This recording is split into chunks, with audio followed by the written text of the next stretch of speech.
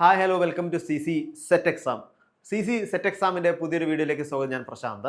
അപ്പോൾ നമുക്കറിയാം നമ്മുടെ ചില പ്രത്യേക സാഹചര്യങ്ങൾ കൊണ്ട് കഴിഞ്ഞ സെറ്റ് പരീക്ഷയ്ക്ക് കുറച്ച് മാറ്റങ്ങൾ ഉണ്ടായി അല്ലേ. കാരണം എന്താ വെച്ചാൽ നമുക്കറിയാം കാലാവസ്ഥ വല്ലാതെ നമുക്ക് പ്രതികൂലമായിട്ട് ബാധിച്ചു. പല സ്ഥലങ്ങളിലും നമ്മുടെ കേരളത്തിൽ തന്നെ പല സ്ഥലങ്ങളിലും വെള്ളം ഉയരുന്നതും അതേപോലെ തന്നെ മറ്റ് ദുരിതാശ്വാസ ക്യാമ്പുമായിട്ട് ബന്ധപ്പെട്ട ഒരുപാട് കാര്യങ്ങൾ ഒരുപാട് പ്രശ്നങ്ങളൊക്കെ ഉണ്ടായി. പല മലയിടിച്ചിലും മണ്ണൊലിപ്പ് ഉരുൾപൊട്ടൽ അല്ലേ, പലർക്കും പല വിധത്തിലുള്ള ബുദ്ധിമുട്ടുകൾ സംഭവിച്ചു. അപ്പോൾ അവരുടെയൊക്കെ ദുഃഖത്തിൽ പങ്കുചേരുന്നു.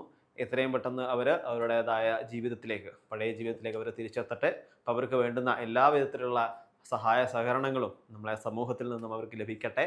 അപ്പോൾ വീണ്ടും അവർക്ക് പുതിയ ജീവിതത്തിലേക്ക് എത്രയും പെട്ടെന്ന് എത്തിച്ചേരാൻ സാധിക്കട്ടെ. അപ്പോൾ നമ്മളെ സെറ്റ് പരീക്ഷയും ഇതിന് അനുബന്ധമായിക്കൊണ്ട് ഒരു ചെറിയൊരു മാറ്റം അവിടെ ഉണ്ടായിരുന്നു അല്ലേ.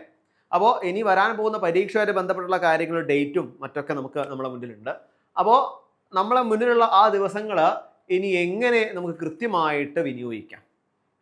നമുക്കറിയാം നമ്മളൊരു സാധനം അല്ലെങ്കിൽ എന്തെങ്കിലും ഒരു പ്രോഗ്രാമിന് വേണ്ടി നമ്മൾ ഇറങ്ങി തിരിച്ചു കഴിഞ്ഞാൽ അതിന് അവിടെ പോയിരുന്നു. നമുക്കൊരു 10 മണിക്കാണ് പ്രോഗ്രാം എങ്കിൽ പ്രോഗ്രാം തുടങ്ങുമ്പോൾ ഒരു 12 മണി അല്ലെങ്കിൽ 1 മണിയൊക്കെ ആയി കഴിഞ്ഞാൽ നമുക്ക് എന്ത് സംഭവിക്കും?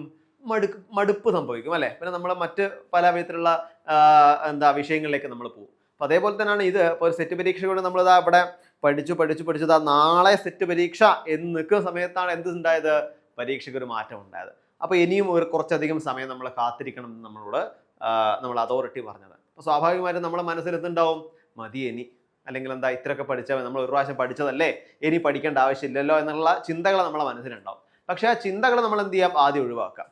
ആ ചിന്തകൾ ഒഴിവായിക്കൊണ്ട് കൃത്യമായിട്ട് ഇനി വരാനിരിക്കുന്ന ദിവസങ്ങളിൽ എങ്ങനെയാണോ നമ്മൾ കഴിഞ്ഞ ദിവസങ്ങളിൽ പഠിച്ചത് അതേ ഒരു രീതിയിൽ അല്ലെ അതേ ഒരു കൃത്യമായുള്ള വീക്ഷണത്തോടു കൂടി നമ്മൾ പഠിക്കുകയാണെങ്കിൽ ഈ ഒരു സെറ്റ് എക്സാം നമ്മളെ കൈയോടുകൂടി എന്ത് ചെയ്യും? നമ്മളെ കയ്യിലേക്ക് പോരും. അപ്പം അതുകൊണ്ട് തന്നെ ആരും എന്ത് ചെയ്യരുത്? പുറകോട്ട് പോകരുത്, അല്ലെങ്കിൽ മടി പിടിച്ചിരിക്കരുത്.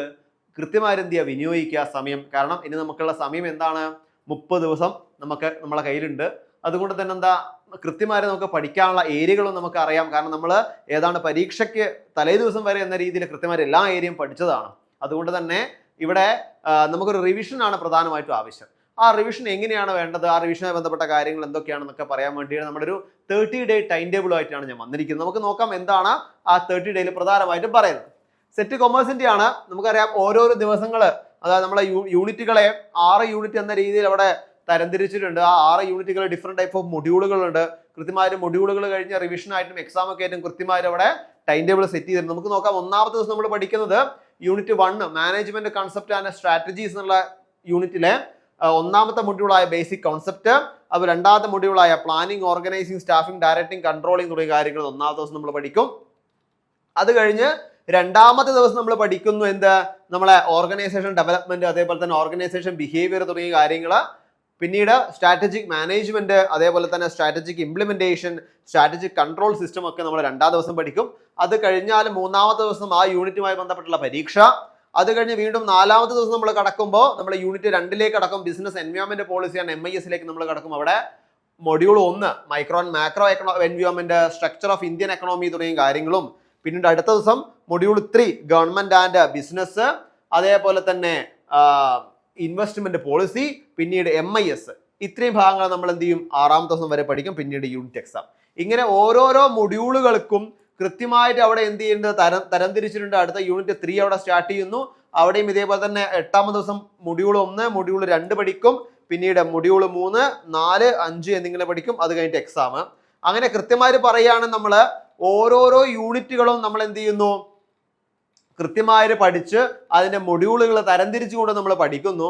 അങ്ങനെ നമ്മുടെ അവസാനത്തെ യൂണിറ്റായ 6ാമത്തെ unit cost and management accounting കൂടെ നമ്മൾ പഠിച്ചു കഴിയുന്ന സമയത്ത് 21ാമത്തെ ദിവസത്തോടു കൂടി നമ്മളെ പഠനം കഴിയും.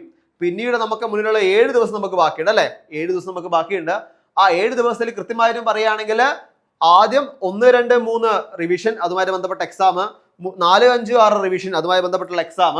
അപ്പൊ അതേപോലെ തന്നെ പിന്നീട് റിവിഷൻ, പിന്നീട് സെറ്റ് പരീക്ഷ നടക്കുന്ന പോലെ അതേ മോഡൽ എക്സാം, റിവിഷൻ, പിന്നീട് അതേപോലെ മോഡൽ എക്സാം. ഇങ്ങനെ മോഡൽ എക്സാമുകളും യൂണിറ്റ് എക്സാമുകളും റിവിഷൻ ടെസ്റ്റുകളൊക്കെ ആയിട്ട് ബന്ധപ്പെട്ടുകൊണ്ടാണ് നമ്മളെ 30 ഡേ പ്ലാൻ നമ്മൾ പോകുന്നത്. അപ്പോൾ ഈ 30 ഡേ പ്ലാനുമായി ബന്ധപ്പെട്ട കാര്യങ്ങൾ നമുക്ക് ഡീറ്റെയിൽ ആയിട്ട് അറിയണ്ടേ? എന്തൊക്കെയാണെന്നുള്ള കാര്യങ്ങൾ, ഓഫർ മറ്റു കാര്യങ്ങൾ.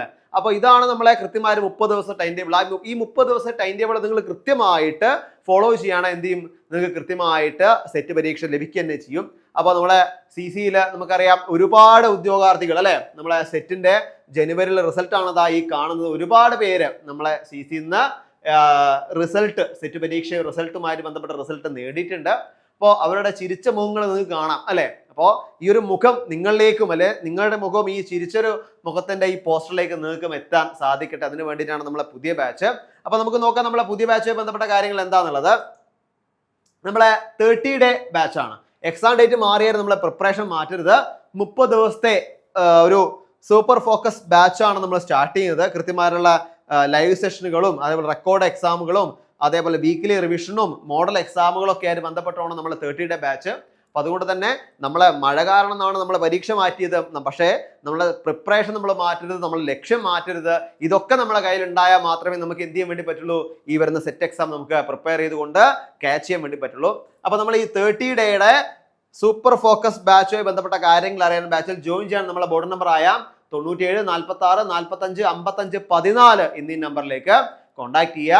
കൂടാതെ ഇപ്പൊ നിങ്ങൾക്ക് അറിയാം, ഇപ്പൊ നമ്മളുടെ ഏറ്റവും വളരെ ഇമ്പോർട്ടന്റ് ആയ കാര്യമാണ് നമ്മുടെ ഇൻഡിപെൻഡൻസ് ഡേ അല്ലെ, ഇൻഡിപെൻഡൻസ് ഡേ. അപ്പൊ ഇൻഡിപെൻഡൻസ് ഡേ ആയിട്ട് ബന്ധപ്പെട്ടുകൊണ്ട് നമ്മളെ അടുത്ത സെറ്റ് പരീക്ഷ, അതായത് അടുത്ത 2027 വരുന്ന ജനുവരിയിൽ വരുന്ന സെറ്റ് പരീക്ഷയുമായിട്ട് ബന്ധപ്പെട്ടുകൊണ്ട് നമ്മൾ ഇപ്പോൾ തന്നെ ഒരു ലോങ് ബാച്ച് നമ്മൾ സ്റ്റാർട്ട് ചെയ്യുന്നുണ്ട്. അപ്പോൾ ഇപ്പോൾ നിങ്ങൾക്ക് ആ ഒരു ലോങ് ബാച്ചിൽ നിങ്ങൾ ചേരുകയാണെങ്കിൽ ഇൻഡിപെൻഡൻസ് ഡേ ഓഫർ ആയിക്കൊണ്ട് അപ് ടു 30% ഓഫറോട് കൂടി നിങ്ങൾക്ക് എന്ത് ചെയ്യാം, നമ്മളെ ലോങ് ബാച്ചിലേക്ക് ജോയിൻ ചെയ്യാം. അപ്പോൾ ഈ ലോങ് ബാച്ചുമായി ബന്ധപ്പെട്ട കാര്യങ്ങൾ അറിയാനും ബാച്ചിൽ ജോയിൻ ചെയ്യാനും നമ്മളെ ബോർഡ് നമ്പർ ആയ 97 46 45 55 14 എന്നീ നമ്പറിലേക്ക് കോൺടാക്ട് ചെയ്യാം. അപ്പോൾ ഈ ഒരു സെറ്റ് പരീക്ഷ എല്ലാവർക്കും നേടാൻ, അതായത് പരീക്ഷ എഴുതിയ അല്ലെങ്കിൽ എഴുതാൻ പോകുന്ന എല്ലാവർക്കും നേടാൻ വേണ്ടി സാധിക്കട്ടെ. എല്ലാവർക്കും എല്ലാ വിജയാശംസകളും നേരുന്നു. Thank you so much.